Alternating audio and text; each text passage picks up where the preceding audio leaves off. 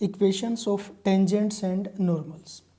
Application of derivative में हमारा एक दूसरा टॉपिक है जिसका नाम है equations of tangents and normal. So इस टॉपिक को स्टार्ट करने से पहले कुछ बेसिक जो टर्म्स हैं उनके बारे में हम देख लेते हैं। सबसे पहली टर्म है हमारे पास स्लोप, जिसको ग्रेडियंट भी कहा जाता है of a line. Slope of a line और gradient of a line. +1 class में हमने जब स्ट्रेट लाइन पढ़ी थी तो वहाँ पर स्लोप के बारे में डिस्कशन किया था। तो एक बार इसकी डेफिनेशन देख लेते हैं। The trigonometrical tangent of the angle that a line makes with the positive direction of x-axis in the anti-clockwise direction is called the slope or gradient of the line। मान लीजिए आपका ये xy प्लेन है, इसमें कोई एक straight line ये है। इस स्ट्रेट लाइन ने पॉजिटिव एक्स एक्सिस जो है ये, इसके साथ में एंटी क्लॉकवाइज डायरेक्शन में जो भी एंगल बनाया, ठीक है, उसके ऊपर आप टेंजेंट अप्लाई कर दीजिए। जो वैल्यू आएगी उसको क्या कहा जाता है? Slope of this line. The slope of a line is generally denoted by m, thus this m equal to tangent theta. फिर से देख लीजिए, ये कोई स्ट्रेट लाइन है, ये एक्स वाई प्लेन है हमारा।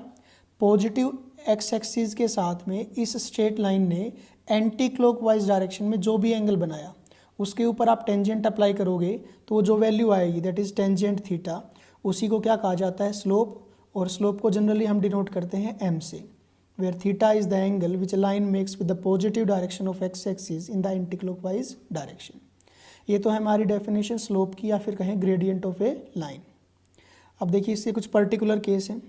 Since a line is parallel to X axis makes an angle of 0 degree, sorry यहाँ पर 0 degree with the X axis, therefore its slope is tangent 0 degree which is equal to 0। ये X axis है, ये Y axis है।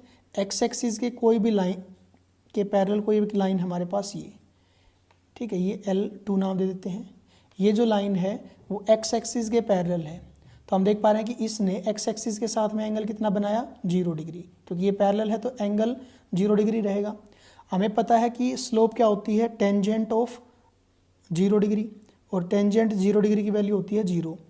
सो हम कह सकते हैं कि एक्स एक्सिस के पैरेलल कोई भी लाइन हो उसका स्लोप हमेशा क्या होता है? 0, चाहे वो ऊपर की तरफ हो चाहे नीचे की तरफ हो, ठीक है। A line perpendicular to X axis और पैरेलल टू वाई एक्सिस, कोई भी एक लाइन जो कि एक्स एक्सिस के परपेंडिकुलर हो, परपेंडिकुलर, ये परपेंडिकुलर टू एक्स एक्सिस है तो ये पैरेलल टू वाई एक्सिस है, ठीक है। इसने एंगल कितना बनाया? यहाँ से आप देखोगे तो ये एंगल 90 डिग्री है, that is π/2 with X axis. So its slope is tangent π/2, और टेंजेंट π/2 कितना होता है? इन्फिनिटी। नॉर्मली हम इसको यूज़ करेंगे 1/0 लिख के, ठीक है। इसके जहाँ भी यूज़ होगा तो हम क्या लिखेंगे यहाँ पर? 1/0। तो कोई भी लाइन जो कि पैरेलल है वाई एक्सिस के या परपेंडिकुलर है एक्स एक्सिस के, उसने पॉजिटिव एक्स एक्सिस के साथ में एंटी क्लॉकवाइज डायरेक्शन में 90 डिग्री का एंगल बनाया है, तो उसका स्लोप हो गया tangent of π/2 that is infinity, जिसको जनरली लिखा जाता है 1/0। Slope of a line when the two passing point of the line x1, y1 and x2, y2 are given. कोई भी एक लाइन है, उसके दो पासिंग पॉइंट अगर हमें गिवन है तो उसकी स्लोप हम फाइंड आउट कर सकते हैं। ये भी हमने +1 क्लास में इसको अच्छे से पढ़ा था। तो इसका जो फॉर्मूला होता था वो हमने बताया था, क्या होता है? The slope equal to y2 - y1 upon x2 - x1। इसका यूज होगा। एग्जाम्पल है, the slope of a line passing through the point 2, -1 and 3, 4 is. आप इसको x1, y1 कह सकते हैं, इसको आप x2, y2 कह सकते हैं। Therefore m is equal to y2 that is 4 -(-1) divided by x2 - x1 3 - 2। So ये हो गया 5/1 विच इज इक्वल टू 5। तो अगर दो पॉइंट हमें किसी स्ट्रेट लाइन के गिवन है तो आप वहाँ से उस स्ट्रेट लाइन की स्लोप आसानी से फाइंड आउट कर सकते हैं, ठीक है। नेक्स्ट टॉपिक है slope of a line when it's equation is given. अगर किसी स्ट्रेट लाइन की इक्वेशन आपको गिवन है तो आप स्लोप कैसे फाइंड आउट कर सकते हैं? The slope of a line whose equation is ax + by + c = 0 is m equal to that is slope equal to -a/b। देखिए कैसे फाइंड आउट किया जाता है। हमें पता है कि एक इक्वेशन जो स्ट्रेट लाइन की, अगर आप उसको इस फॉर्म में कन्वर्ट कर लेते हैं y = mx + c में, तो यहाँ पर ये जो m है वो स्लोप का काम करता है। हम इसको इस फॉर्म में कन्वर्ट करेंगे, वो कैसे? देखिए बी वाई जो है उसको तो लेफ्ट हैंड साइड में रखिए, बाकी ए एक्स और सी को राइट साइड में लेके जाएंगे तो ये हो जाएगा माइनस के ए एक्स और माइनस सी। हमें यहाँ पर देखना है कि y का कोफिशिएंट 1 हो। सो y का कोफिशिएंट 1 बनाने के लिए b से डिवाइड कर दे दोनों तरफ। यहाँ पर रह जाएगा y इक्वल टू माइनस के a upon B into X minus के c अपॉन बी। अब कंपैरिजन करें, यहाँ पर x का कोफिशिएंट m है, यहाँ पर x का coefficient minus a upon B है। सो स्लोप क्या रहेगी? माइनस के a अपॉन बी, और we can say slope equal to minus coefficient of x divided by coefficient of y। आप ये जो फॉर्मेशन है इसको याद रखेंगे। एग्जाम्पल है 3x minus 2y plus 5 equal to 0। ये आपके पास स्ट्रेट लाइन की इक्वेशन है, स्लोप आपसे पूछ रहा है। पहले इस फॉर्म में इसको कन्वर्ट करें। देखिए ये माइनस 2y है, इसको राइट साइड में लेके आएंगे, ये हो गया 3x plus 5 which is equal to 2y। हमें y का कोफिशिएंट 1 बनाना है, so dividing by 2 both sides we get 3/2x plus 5/2 equal to y। इसको आप ऐसे लिख सकते हैं y equal to 3/2x plus 5/2। So ये जो है ये आपका स्लोप हो गया 3/2। काफ़ी इंपॉर्टेंट फॉर्मूला है।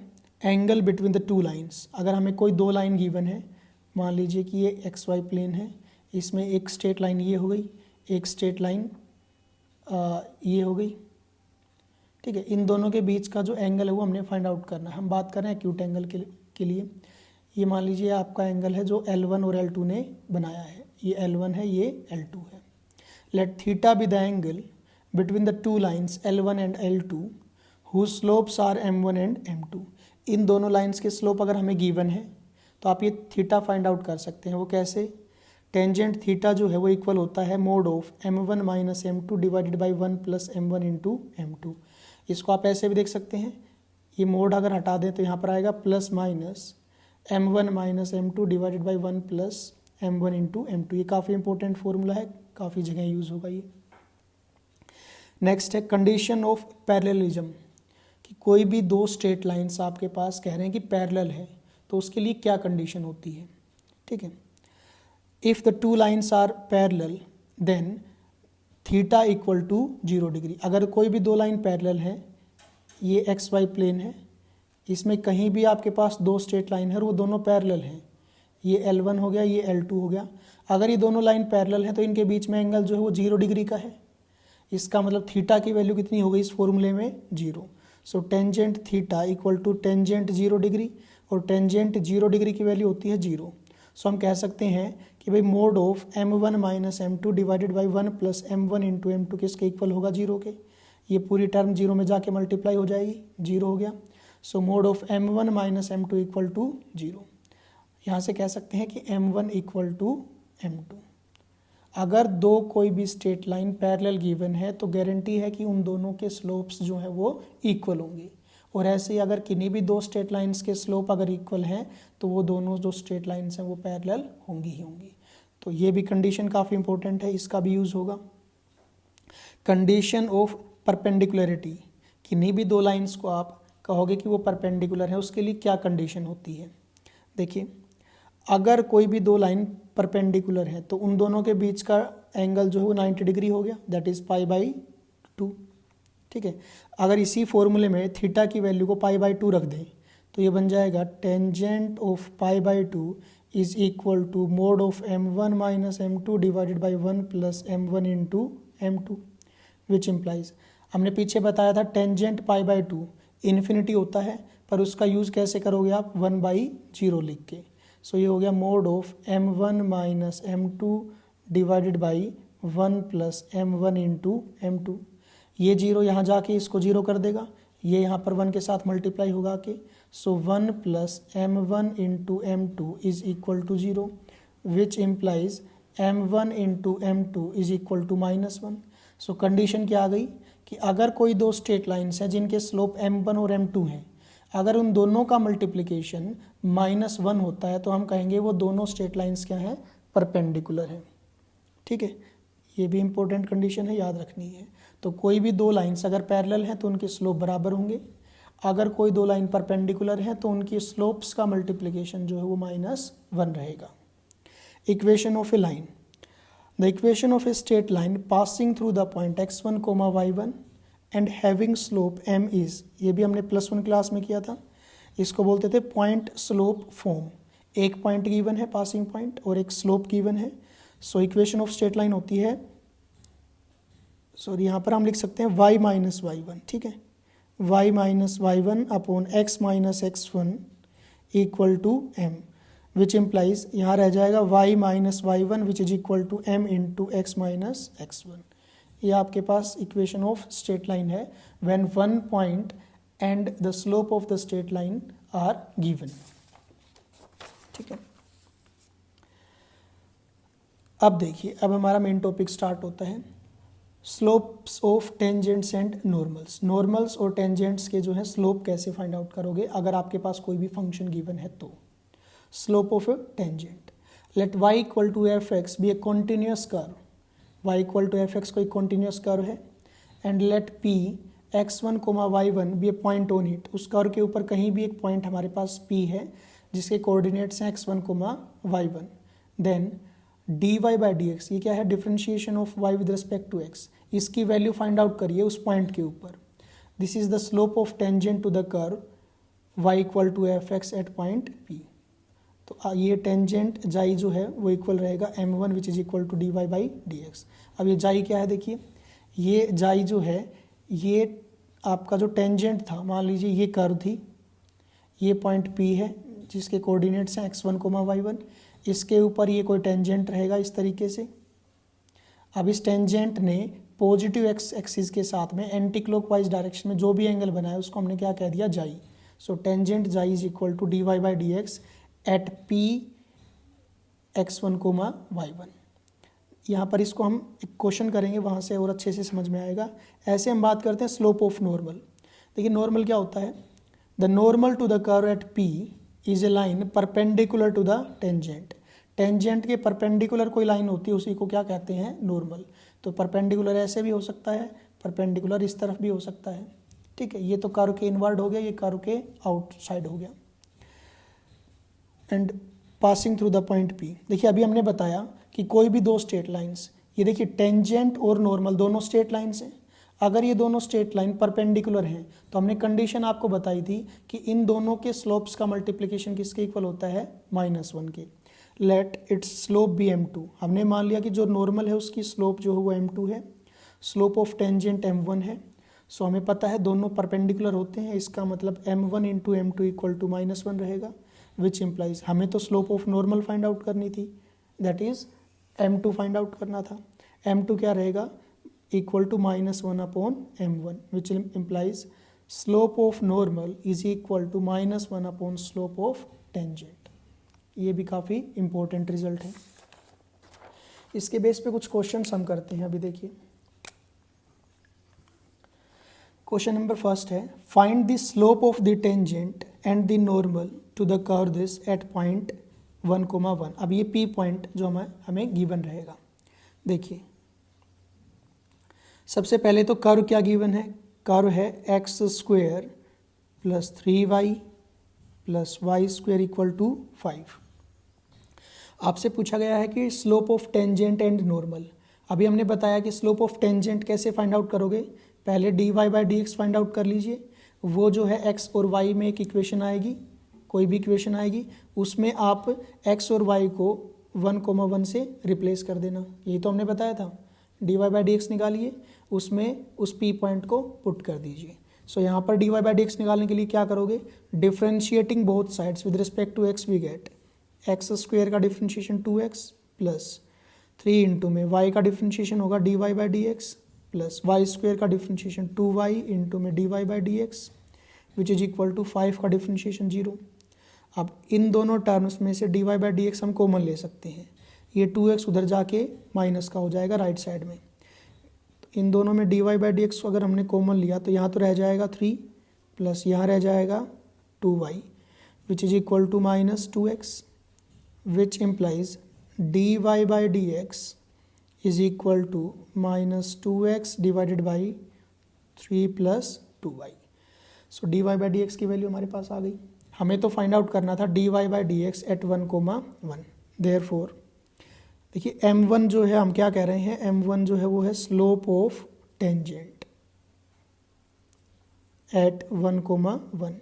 Therefore m1 is equal to dy by dx at 1,1 which is equal to dy by dx की वैल्यू ये थी, इसमें आप x को 1 से और y को भी 1 से रिप्लेस करेंगे तो ये बनेगा माइनस के 2 इंटू में 1 divided by 3 plus 2 into 1 which is equal to minus 2 divided by 3 plus 2 which is equal to minus के 2 by 5. Therefore slope of tangent क्या है, माइनस के 2/5. हम लेट कर लेते हैं, let m2 be the slope of normal. Let m2 be the slope of normal. Therefore m1 into m2 is equal to -1, which implies m1 की value है minus के 2/5 multiplied by m2 which is equal to -1, which implies m2 is equal to -1 divided by ये जो है 5 तो यहाँ जाके ऊपर मल्टीप्लाई होकर -2 डिवाइड में आएगा, -2 और ऊपर 5, माइनस से minus cancel which implies m2 is equal to 5/2. Slope of tangent, slope of normal. ठीक है, नेक्स्ट हमारे पास क्वेश्चन है, question number 2. Show that the tangents to the curve this at the points where x equal to 2 and x equal to -2 are parallel. ये कह रहे हैं कि इस कर्व के ऊपर दो टेंजेंट्स हमने लिए हैं. एक टेंजेंट कहाँ पर है जब x की वैल्यू 2 है और एक टेंजेंट कहाँ पर है जब x की वैल्यू -2 है. तो कह रहे हैं कि वो दोनों टेंजेंट्स पैरेलल हैं, ऐसा प्रूव करिए. देखिए टेंजेंट्स को पैरेलल प्रूव करना है मतलब कि नहीं, दो स्ट्रेट लाइंस को पैरेलल प्रूव करना है. दो स्ट्रेट लाइंस को पैरेलल प्रूव करने का मतलब होता है कि आप उन दोनों स्ट्रेट लाइंस के स्लोप को इक्वल शो करोगे. तो दोनों केसेस में हम स्लोप फाइंड आउट कर लेते हैं. हमें गिवन है curve y equal to 2x³ minus 3. Differentiating both sides with respect to x we get dy by dx is equal to 3 नीचे आएगा तो 6x². एक बार तो हम मानते हैं भाई let slope of tangent at x equal to 2 be m1. हमने मान लिया कि भाई x इक्वल टू 2 पे जो स्लोप आएगी टेंजेंट की उसको क्या कह रहे हैं m1. Therefore m1 is equal to dy by dx at x equal to 2. देखिए इसमें अब y की टर्म नहीं है तो हमें y यहाँ पर पुट करने की ज़रूरत ही नहीं पड़ेगी. अगर यहाँ पर y की टर्म आती तो क्या करते, x इक्वल टू 2 यहाँ पुट करते, वहाँ से जो y आता फिर वो जो आपका पॉइंट बन जाता. मान लीजिए y की वैल्यू यहाँ 2 पुट करने पे क्या आ रही है 16 माइनस 3 दैट इज़ 15. अब ये जो स्लोप निकाल रहे हैं वो कहाँ पर है एट 2,15. ठीक है, ये हो जाएगा देखिए 6 इंटू में 2 का स्क्वायर तो ये हो गया 24. Let slope of tangent at x equal to -2 be m2. Therefore m2 is equal to dy by dx when x is equal to -2 which is equal to 6 into में x2 की value है -2 और उसका square, -2 का square करोगे तो 4 into 6 that is 24. सो हम यहाँ पर कह पा रहे हैं therefore m1 is equal to m2. Therefore tangents at x equal to 2 and x equal to -2 are parallel. ये पैरेलल हैं क्यों, क्योंकि दोनों के स्लोप्स इक्वल हैं. Question number 3. Find the points on the curve y equal to this at which the tangent lines are parallel to the line this. कह रहा है कि इसके ऊपर वो पॉइंट फाइंड आउट करिए जिन पॉइंट्स पे अगर हम टेंजेंट बनाते हैं तो वो टेंजेंट इस स्ट्रेट लाइन के पैरेलल हो.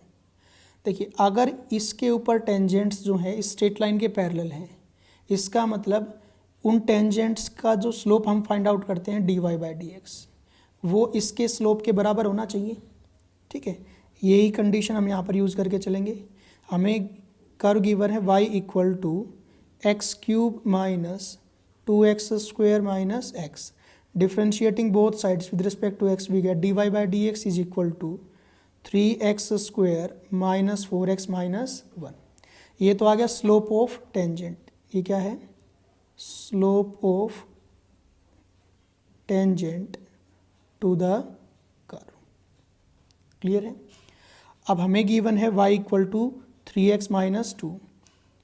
Equation of straight line is y equal to 3x minus 2।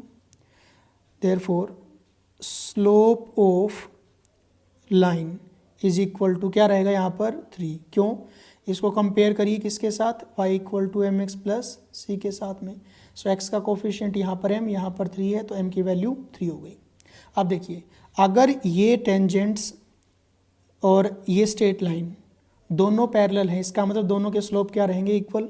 So according to question 3x² minus 4x minus 1 equal to 3, which implies 3x² minus 4x, ये इधर आके -3 हो जाएगा, तो -3 और -1 -4 which is equal to 0।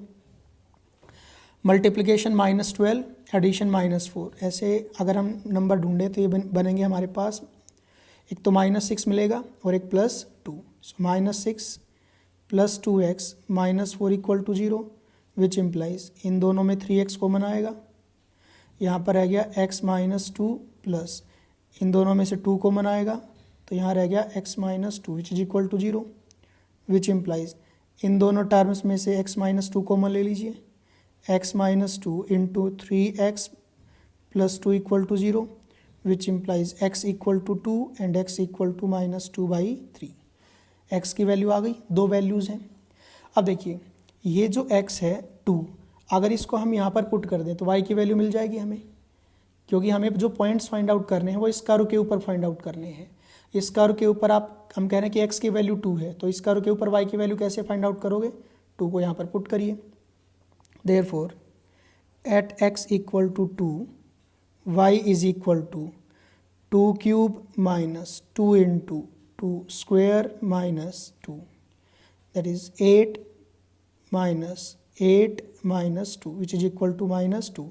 Therefore point is 2, -2। एक पॉइंट तो आ गया 2, -2 at x equal to -2/3, y is equal to -2/3 cube minus 2 into -2/3 और उसका स्क्वेयर माइनस -2/3। इसको सोल्व करेंगे तो देखिए यहाँ से, which implies y is equal to, ये हो गया -8/27 माइनस 2 2 जा 4, ये +4 रहेंगे ऊपर, 4 इंटू 2 8 डिवाइडेड बाई 9 माइनस और माइनस प्लस 2/3, इनका एलशियम आ गया 27।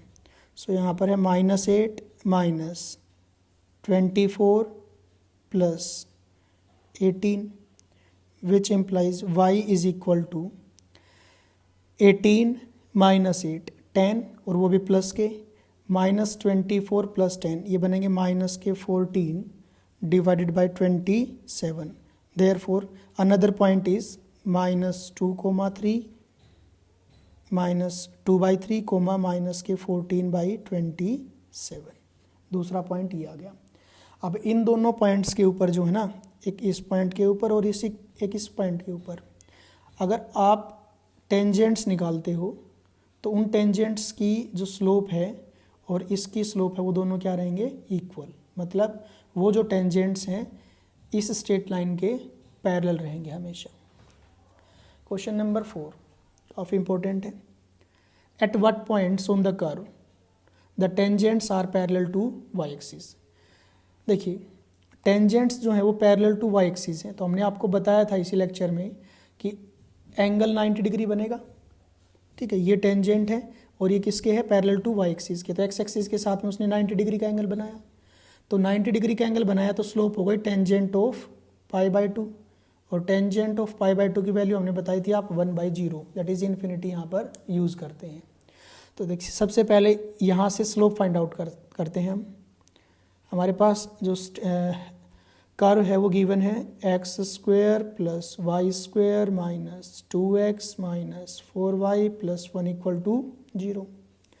Differentiating both sides with respect to x we get 2x plus 2y. y का डिफ्रेंशिएशन मैं y1 लिख लेता हूँ माइनस 2 इंटू एक्स, इसका डिफ्रेंशिएशन करोगे तो 2 माइनस 4 इंटू में y का डिफ्रेंशिएशन y1 प्लस 1 का differentiation 0 which is equal to 0. एक इसमें और एक इस टर्म में y1 है, इन दोनों में y1 अगर कॉमन ले लेते हैं तो यहाँ रह जाएगा 2y, यहाँ पर रहेगा -4 विच इज इक्वल टू ये जो टर्म है और ये टर्म है, इनको राइट साइड में लेके जाओगे, ये -2 उधर जाके +2 और ये -2x which implies y1 is equal to 2 ऊपर से कॉमन ले लें तो यहाँ पर बचेगा 1 - x डिवाइडेड बाई, इस टर्म को नीचे लेके जाएं और 2 कॉमन ले लें तो ये हो जाएगा y - 2 which implies y1 is equal to 1 - x divided by y - 2. y1 का मतलब है यहाँ पर dy/dx. अब देखिए हम कह रहे हैं कि भाई जो टेंजेंट्स है ना वो पैरेलल है y एक्सिस के. इसका मतलब ये रहेगा कि भाई जो टेंजेंट्स का जो स्लोप है, टेंजेंट का स्लोप क्या है यहाँ पर, therefore slope of tangent to the curve equal to क्या है 1 - x डिवाइडेड बाई y - 2. ये जो स्लोप है वो किसके इक्वल होना चाहिए कि भाई y एक्सिस के पैरेलल कोई भी लाइन है उसका स्लोप क्या होता है 1/0. तो ये स्लोप है 1/0 के इक्वल होना चाहिए. Therefore according to question 1 - x divided by y - 2 equal to 1/0 which imply 0 यहाँ मल्टीप्लाई होगा तो 0, 1 के साथ y - 2 विच इम्प्लाइज y की वैल्यू यहाँ पर कितनी आ गई 2. तो y की वैल्यू 2 है, वो इस इक्वेशन में पुट करें, ये हमें मिलेगा x square plus 2 × 2 = 4 minus 2x minus 4 into 2 plus 1 which is equal to 0 which implies x minus 2x, ये हो गया -8 और +4, -4 बचेंगे, -4 + 1 -3 विच इज इक्वल टू 0. ये यहाँ पर एक्स स्क्वेयर, मल्टीप्लिकेशन -3 होनी चाहिए, एडिशन -2 होना चाहिए. ऐसे नंबर ढूंढें तो x square minus 3x plus x minus 3 which is equal to 0 which implies x common आएगा इन दोनों में तो यहाँ रह गया x - 3 प्लस इन दोनों में 1 कॉमन है x - 3 is equal to 0 which implies इन दोनों में x - 3 अगर कॉमन ले लें तो यहाँ रह जाएगा x और +1 which is equal to 0 which implies x equal to +3 and x equal to -1. So points क्या आ गए, देयरफॉर पॉइंट्स आर x की वैल्यू 3, y की वैल्यू 2 एंड x की वैल्यू 1 -k और y की value 2. These are the required points. इन points के ऊपर जब आप टेंजेंट्स फाइंड आउट करोगे इस कर्व के ऊपर तो वो टेंजेंट्स जो है वो पैरेलल आएंगे y एक्सिस के.